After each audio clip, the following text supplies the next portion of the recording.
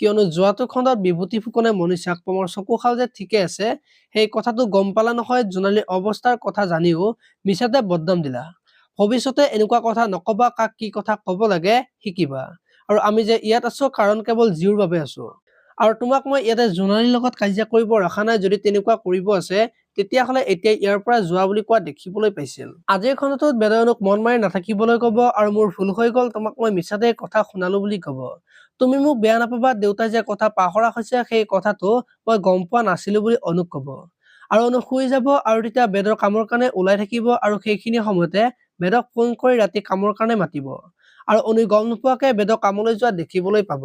ইফালে আকৌ কিংচুক প্ৰজ্ঞাৰ ৰুমলৈ গৈ প্ৰজ্ঞাৰ বেগৰ ভিতৰত বস্তু বিচাৰি থাকিব আৰু সেইখিনি সময়তে প্ৰজ্ঞাৰ বেগৰ ভিতৰত বহুকেইডাল সাপ দেখিব।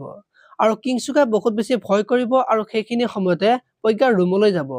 আৰু এই সাপ তোমাৰ বেগত কেনেকৈ আহিল, সেইদিনা পমৰ গাত সাপ তুমিয়ে দিছিলা, মই ঠিকেই ভাবিছিলো এয়া তোমাৰে কাম বুলি কব। এতিয়া বাৰু প্ৰজ্ঞাৰ কথাবোৰ মাকৰ আগত কব নেকি, দেখিবলৈ পাব আজিৰ খণ্ডটোত। আপোনালোকে প্ৰতিতৰা ধাৰাবাহিকখন চাই কেনেকুৱা পায় কমেন্ট কৰি জনাব। আৰু যদি আপোনালোকে এতিয়ালৈকে চেনেলটো ছাবস্ক্ৰাইব কৰা নাই তেতিয়াহ'লে চেনেলটো ছাবস্ক্ৰাইব কৰি ভিডিঅ'টোত এটা লাইক কৰি দিব। ধন্যবাদ।